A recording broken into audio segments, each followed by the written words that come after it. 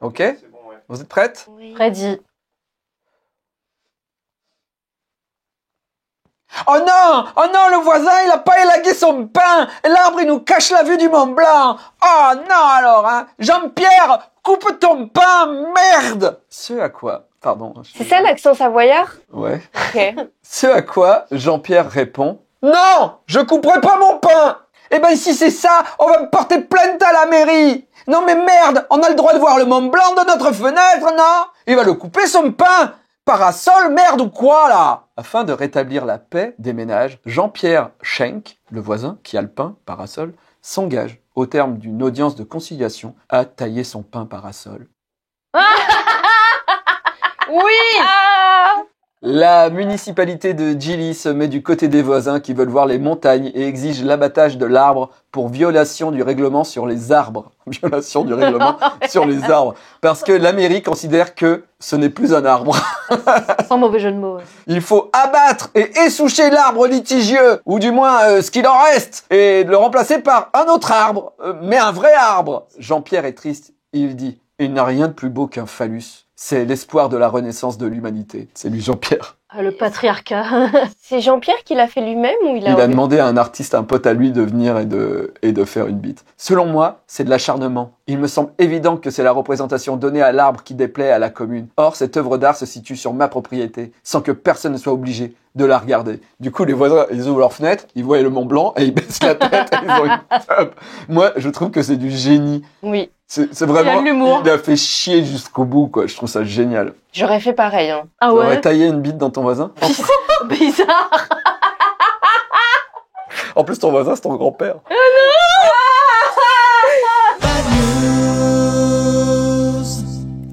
Bad News vous présente 30 secondes de pure détente et de plénitude. Alors, relaxez-vous, fermez les yeux et profitez de cette méditation.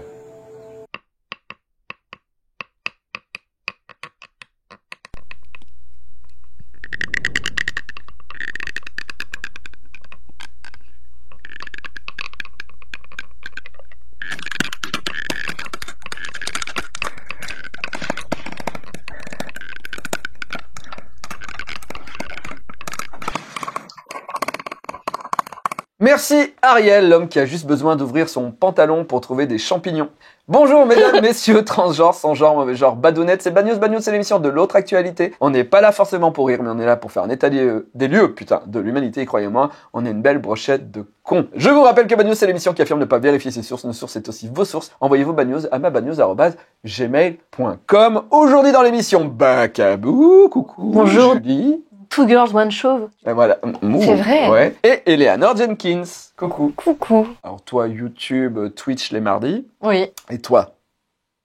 Bah il faut, hein. Il faut, hein. Ça vadrouille. Hein. Il Non faut. mais là, l'année dernière, qui se rappelle l'année dernière, on a annoncé ma première vidéo. J'en ai fait 3, 4, Ouais. je sais plus. Bah, du coup, c'est plus qu'une. C'est vrai. Bah c'est dur hein, après un YouTube. Hein. C'est ouais. Non mais c'est pas ça, c'est que j'ai eu du travail. Un miracle s'est produit, j'ai fait mon intermittence. Et là j'ai du temps, donc ça va reprendre. Mais rien n'est fait. Très bien. Allez, on commence avec les vidéos d'internet.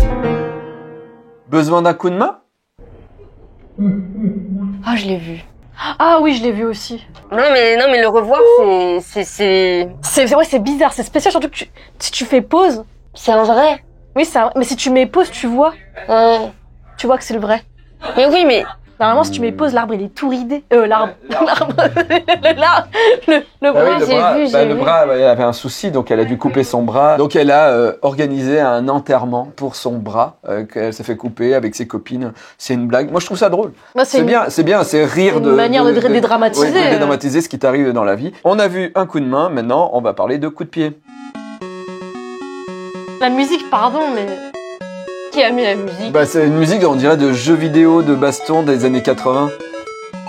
C'est les JO, non? Je sais pas. En bref, de Corentin.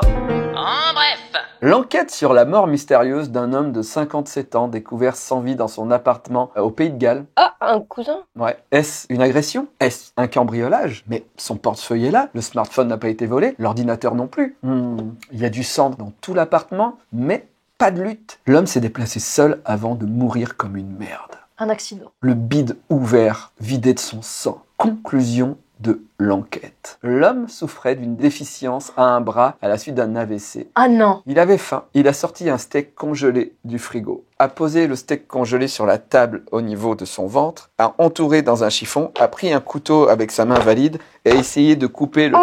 Il a ripé et il a fait... Oh et il est mort. Oh non, le con! Il s'est auto-tué en coupant un steak congelé. Mais jamais tu mets le couteau vers toi. Enfin, même déjà en temps normal. Envoie-lui un mail. Bah c'est bête, il est mort aujourd'hui. Le steak congelé, déjà, on le coupe pas. J'ai pas compris. Non, ouais. Bah après, c'est pas des Anglais, c'est presque des Peut-être Anglais. qu'il vivait. Ouais, déjà, il a pas de goût en termes de nourriture. Mhm. Genre, il met de la margarine sur ses tartines le Ah, matin. Et ensuite, je pense que, vu qu'il vit seul, il achète une demi-baguette et il mange un Un demi-steak. demi-steak. Hein. Je pense que c'est ça. Le point rencontre. Dans ce point rencontre, une dédicace annoncée. Liquide, liquide, liquide. Boire, boire, boire, boire, boire.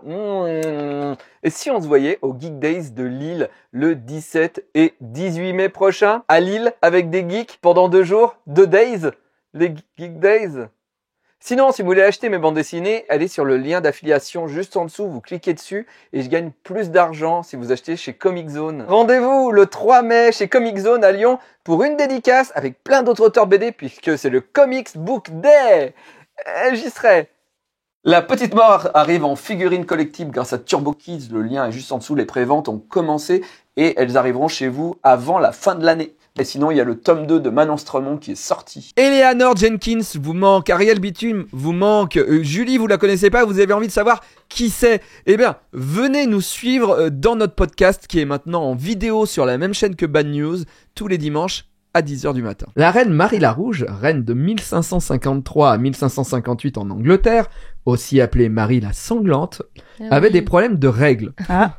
À votre avis, qu'est-ce que les médecins de l'époque faisaient? C'était inutile, mais ils le savaient pas. Pour que son utérus reprenne forme. C'était le mot utilisé. Des moulages Non, et des saignées. non. Alors, Et reprenne elle avait des saignées, mais c'était pas pour que l'utérus reprenne forme. Alors, est-ce qu'ils introduisaient quelque chose Ah, dedans? non. Alors, non. Ouais. Il y avait rien d'introduit. D'accord. C'était effectivement un truc, on va dire, plutôt physique qu'on va faire à sa Il donnait partie des coups de... de pied. Ouais, c'est des carrossiers. J'imagine trop de- des médecins de la reine en train de lui faire le marteau pilon avec le talon arrière dans la chatte en disant « Tu vas voir, tes règles elles vont me rentrer droite !» Ça énervait un peu, mais tu vas te remettre. Ça, je sais pas si on peut faire un titre de podcast avec ça, mais bon. Non, mais... Il flagellait. Non. Il rentrait rien dedans. non. Par contre, il Mais se passait des Il choses y à avait l'extérieur. un truc externe, ouais. Il mettait des glaçons. Non, c'est l'inverse, on va dire. De l'eau bouillante. Alors, Il rapprochait du feu, on y est presque, Julie. On rapprochait pas du feu. des cendres, Non, mais le feu, ça... Brûle. et l'eau ça mouille. Waouh. Wow. Les refs de Yeuve. Ok. Non, ils obligeaient pas à écouter ces chansons qui étaient dans le top. La fumée du feu. La fumée, ils Ah, faisaient des, sniffer. des fumigations de chatte. Ah oui.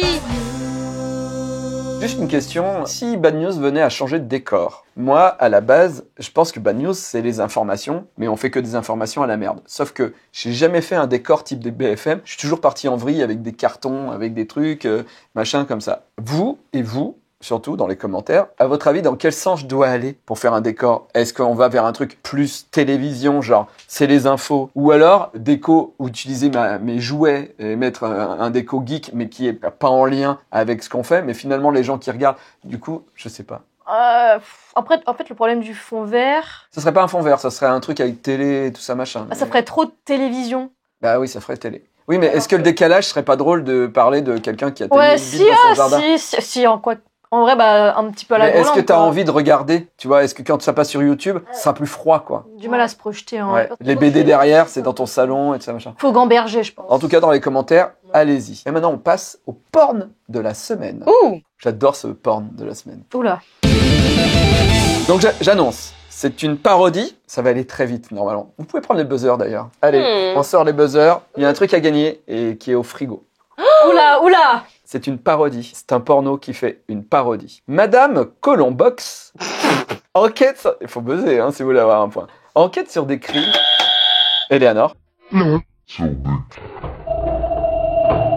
Inspecteur Colombo. Oui, bonne réponse. 1 point. Vous avez même pas buzzé. On a buzzé quasi en même temps. Oui, mais bon, elle est plus vite. Madame Colombox enquête sur des crimes. Elle commence son enquête par des lesbiennes, mais elle s'aperçoit de son erreur. Un des meurtriers ne fait pas partie de cette communauté lesbienne. C'est un personnage mystérieux et insolite. Un espion cruel, au sexe indéterminé. Alors, je voudrais remercier le livre Les parodies X et porno, qui est édité chez Ungin et Munin. C'est eux qui m'ont envoyé ce livre, et c'est là-dedans que j'ai trouvé toutes mes infos. Donc, ça, c'est la jaquette française de Madame Colombox. Il faut savoir... Ah, elle fait de la boxe. Non. C'est juste que X, porno, X, et Colombo, et un X. On dirait à gauche qu'elle fait de la boxe. Non, non. Un peu, ouais. À savoir, c'est le titre, mais que français. C'est un film qui est sorti en 1983, et aux États-Unis, c'est un film d'espionnage porno. Et quand c'est arrivé en France, je sais pas ce qui s'est passé dans la tête du gars qui a acheté les droits, il s'est dit, quand même, on en vendrait plus si c'était une parodie de l'inspecteur Colombo. Du coup, ils sont allés chercher le comédien qui joue Colombo, Oh non. la voix française. Oh non. Oui. Et ils ont pris le porno où il n'y a pas Peter Falk à l'intérieur, il n'y a pas Colombo, quoi. Et ils ont dit à la voix française de Colombo, on va réécrire des phrases et tu vas rajouter ta voix par en dessus et nous, on va dire que c'est une parodie de Colombo porno. Et donc, voilà ce que ça donne. La troisième affaire était un cas d'espionnage industriel.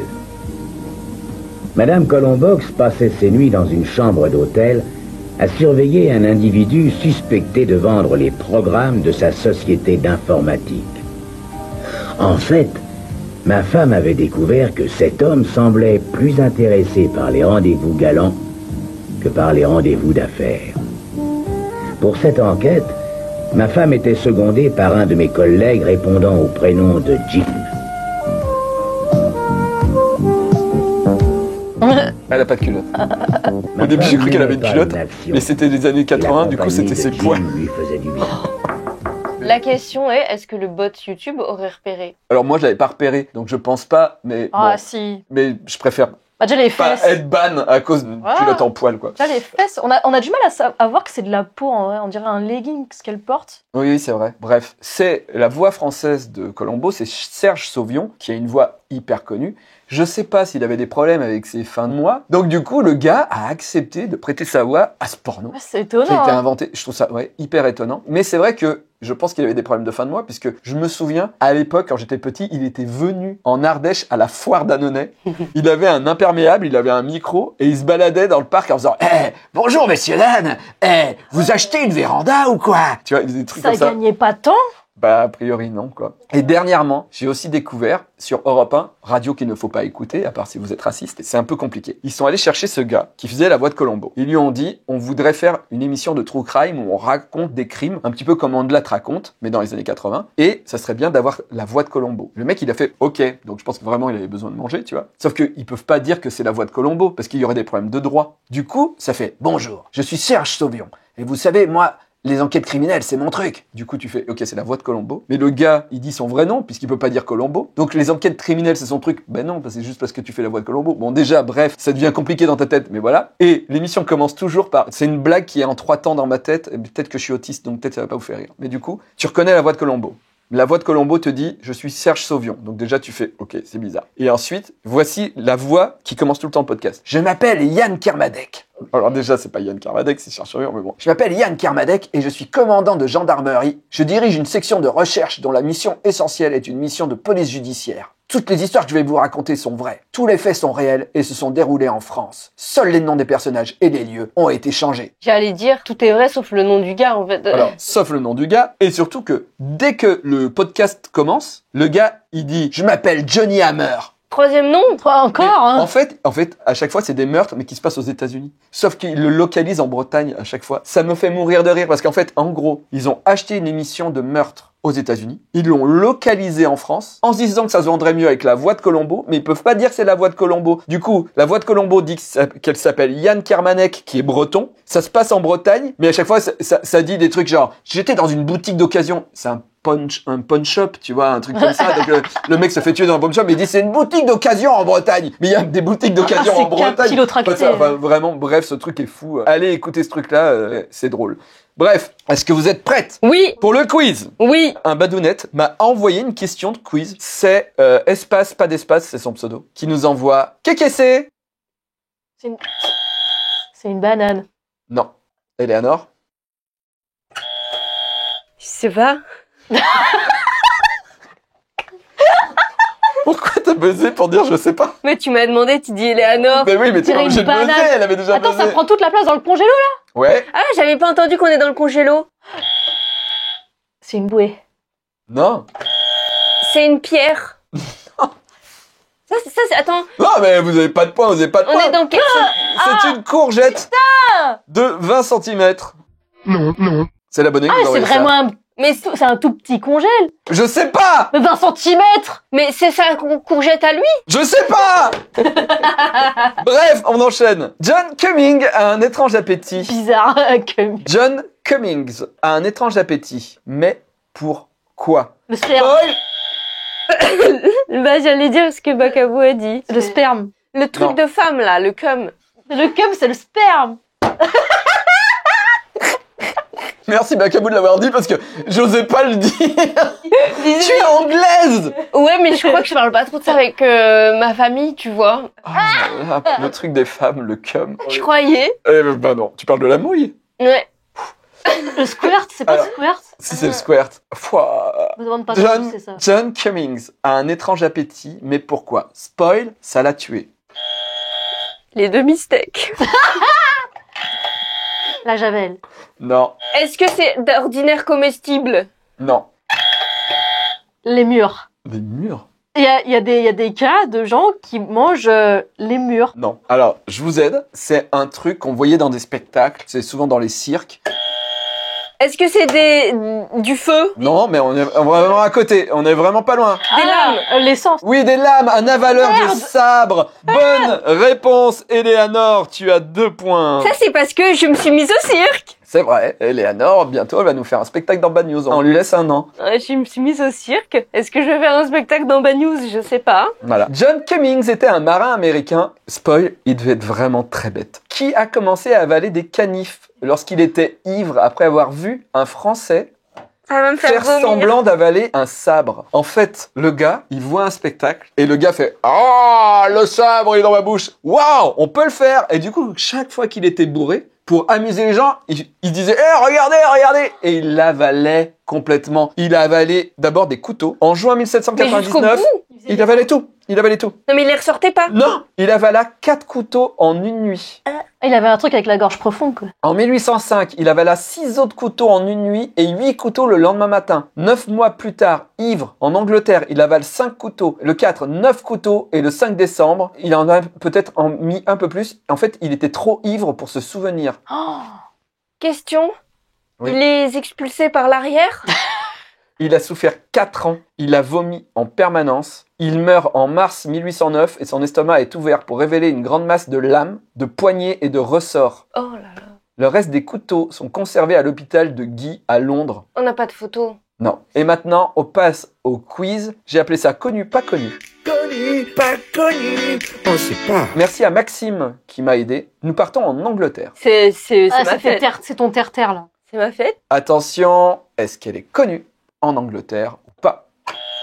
Eleanor? Non. Non, tu as raison, Ah, merde. car c'est une IA. C'est ce que j'allais dire. Waouh, on dirait pas. Je pensais elle était réelle. Ah Ouais. non, ouais, ça se voit au niveau... Attention, est-elle connue en Angleterre? Oui. Oui, bonne réponse. C'est une présentatrice de télévision, auteure et mannequin anglaise. Elle s'appelle Holly Mary Willoughby. Elle a fait des interviews, elle fait le morning, elle fait Dancing on the Ice. Attention, est-ce qu'il est connu en Angleterre? Non. Non, bonne réponse. C'est un modèle de Nicholas Gooden, un photographe anglais qui prend des gens dans la rue à Londres. Et c'est une personne qui l'a pris en photo dans la rue à Londres. Attention, est-il connu en Angleterre? Julie? Oui. Oui, bonne réponse, c'est Jonathan Ross, qui est un présentateur, critique de cinéma, comédien, acteur, écrivain et producteur anglais. Attention, est-il connu en Angleterre? Non. Non, bonne réponse, mais il devrait, puisqu'il sait quand même faire du pipeau avec son nez. Attention, dernière personnalité, est-elle connue en Angleterre, oui ou non?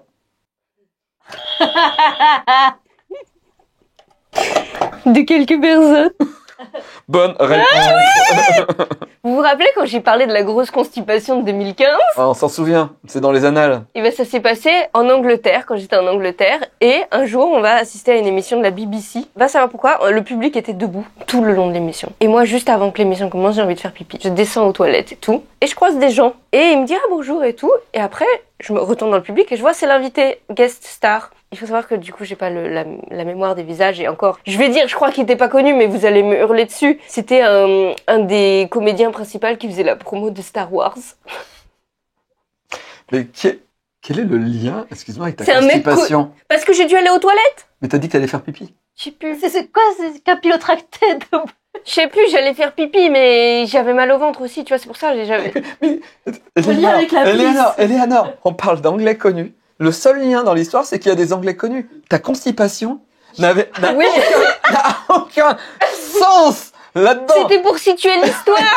Mais Non, mais il faut un contexte. Ok, d'accord. voilà, j'ai pas reconnu les anglais connus en visu. À cause de la Du constipation. coup, c'était qui? Bah, sachez on m'a dit qui c'était, j'ai re-oublié. John Boyega? Attendez, faut qu'on google. C'était un brun. Non, c'est pas lui. Il était brun. Parfait.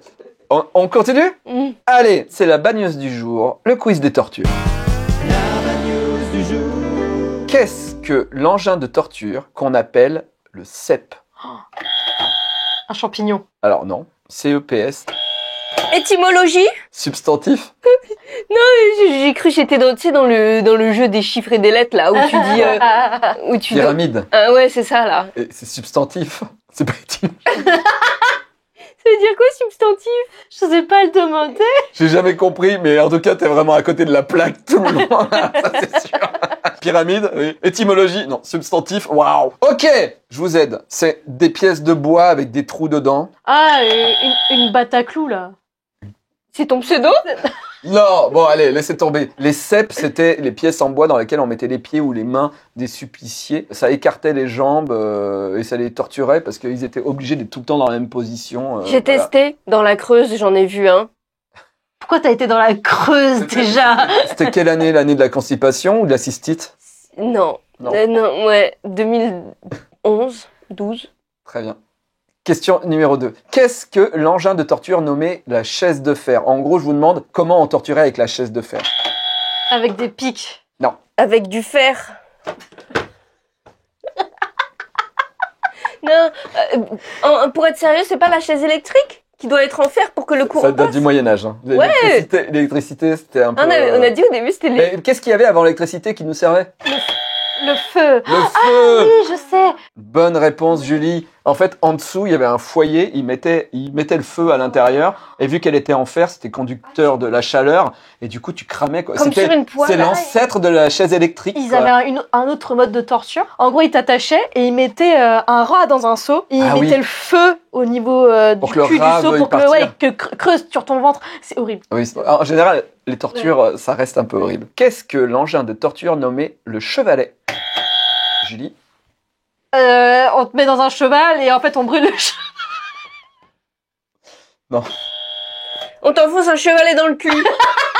Et on t'amène devant la tour Eiffel et on te peint la tour Eiffel sur toi alors que t'as le chevalet dans le cul. C'est ça. Non. Mais ça a donné le chevalet, effectivement, pour la peinture. Ah ouais? Donc tu devais être en position comme ça? Non, bon, vous l'avez pas. On t'écartait, en fait. T'es Vas-y, accroché, il tournait les rouleaux, et peu à peu, tes membres s'étiraient, Comme dans s'étiraient. Astérix et Obélix. C'était un peu Oui. zinzin hein, quand même. Hein. Vrai ou pas, je ne sais pas. J'ai lu ça sur un site où ils pensent que la Terre est plate, mais c'est comme ça qu'on a inventé le 16 neuvième. Parce que pour que ça rentre dans l'image. Au début, t'es en 4 tiers, et après, t'es en 16 neuvième. Attends, j'étais premier degré. Je me suis dit, ah, ils s'en sont resservis pour les pellicules. Non, ok. Non, c'est une blague. Voilà. Allez, la dernière. Qu'est-ce que l'engin de torture nommé la poussette?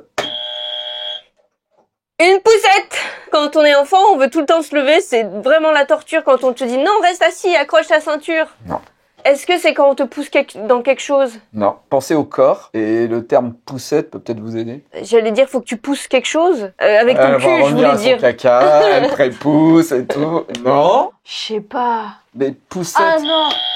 C'est un truc, t'es attaché et en fait, ça, contrairement à l'écartèlement, ça te compresse. Tu as le point, Julie. Non, j'ai Bravo. dit ça au hasard. C'était Sauf que, si en fait, simple. c'est pour les pouces. C'est une machine qui te compresse soit les doigts de pied, soit les doigts. J'ai On dit met ça à au l'intérieur. hasard. Alors, tu crois pas en Dieu? Tu crois pas en Dieu? Tu crois pas en Dieu? Tes ongles explosent et tout. Et tu fais, si quand même un petit peu. Si quand même. Je suis un peu croyant quand même. Avant de passer à la rubrique de Sylvain, je voudrais qu'on parle d'Alphonse Laurentick. Alphonse Laurentick est un peintre et un architecte français qui est connu pour avoir conçu des cellules de prison destinées à torturer les partisans nationalistes espagnols capturés pendant la guerre d'Espagne. Il avait inventé, à Barcelone, des prisons avec des lits inclinés à un angle de 20 degrés. Ah oui.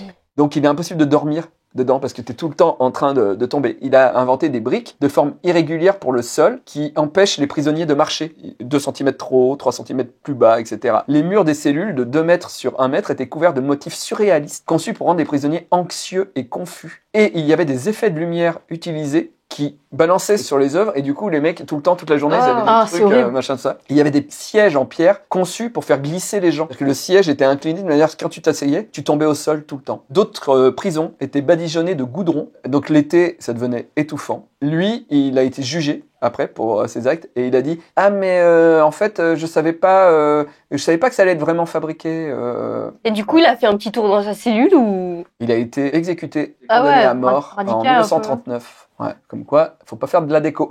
On passe à la correction de Sylvain et je vais chercher le cadeau. Bonjour les badounettes. Bonjour, maître. Dans la Bad News 309, autour des 20 minutes, Davy s'amuse à juger les candidats électoraux japonais à leur tête, leur aspect, leur apparence. Le jeu, c'est de me dire, attends, il est de droite ou il est de gauche, lui? Il est d'extrême droite ou d'extrême gauche? Certes, Davy ne parle pas un mot de japonais, sauf peut-être Yamete Kudasai, mais ça, on sait tous le dire. Enfin, tous ceux qui ont eu Internet et qui ont eu des phases de célibat un peu longues. Bref. Donc oui, il parle pas japonais, alors les slogans, ça marche pas, forcément. Et comment on dit la force tranquille en japonais?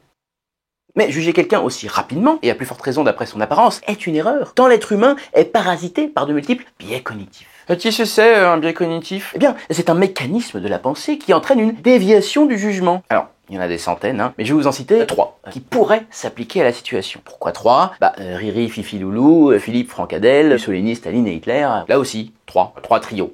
Et donc, petit 1, l'effet de récence. Alors par exemple, on préfère inconsciemment ce qui est récent, parce que on s'en souvient mieux. Genre tu te rappelles davantage de la dernière affiche que de la première, donc t'as plus tendance à la favoriser. Petit 2, l'effet de halo, comme le jeu, c'est ne voir que ce qu'on veut bien voir. Par exemple, ce candidat ne porte pas de cravate, il n'est pas sérieux, donc je vote pas pour lui. Ça occulte tout le reste. Petit 3, le biais d'extraordinaireté. Genre là, le candidat qui avait joué dans Battle Royale, on donne plus de valeur à quelqu'un qui a une caractéristique peu commune. Alors peut-être un trou de balle, hein. C'est pas parce qu'il a fait un truc ouf que c'est mieux pour le poste. Never judge a book by its cover, comme disent les Anglais. L'habit ne fait pas le moine. Genre, moi, par exemple, avec ma tête. Bon, j'ai jamais pris de drogue, par exemple. Si, bon, j'ai jamais été arrêté par la police. Si, oui, 3 fois. Dégradation de biens publics et outrage aux symboles nationaux. Mais voilà, malgré ma tête de marginal, je n'ai jamais pratiqué le sexe tarifé, des putes. Enfin, disons que c'était pas moi qui payais. Au revoir les badounettes. Au revoir, maître. Et comment on dit ensemble tout est possible en japonais et comment on dit la France aux Français au japonais? Ah bah non. Merci beaucoup, Sylvain. Rémi a trouvé pendant l'émission. Donc c'est Oscar Isaac qu'Eleanor a croisé en allant pas faire caca son pipi. Mais attendez, parce que je suis pas sûre. S'il y a des gens qui veulent chercher, c'était sur BBC One. En 2015. En mai 2015. Il y a 10 ans, Eleanor. Ouais, j'avoue. Le temps passe vite. Ah ouais, hein. Depuis tu fais tellement caca. C'était il y a 10 ans, hein. Merci beaucoup, Sylvain. Et donc, c'est Julie qui remporte ce quiz sur la mort. Bravo, Julie. Tu as gagné un bubble tea transportable. Eleanor doit être dégoûtée de Je suis doublement dégoûtée. Je voulais prendre un bubble tea ce matin. Il était Matcha! Oh, il y a un matcha en plus! Mais oui. Oh, j'ai un peu peur. En fait, j'avais pris bubble tea et j'ai vu matcha et je me suis dit, tu aimes le matcha, tu aimes le bubble tea. Je me suis dit, les deux seraient contents de gagner. Trop bien, merci. Bravo. Merci, Eleanor. Tu reviens nous voir le mois prochain pour un autre quiz. Avec grand plaisir. Merci d'avoir suivi cette bad news. Merci, Julie. Et on se donne rendez-vous mardi prochain à 17h45. Pourtant, que la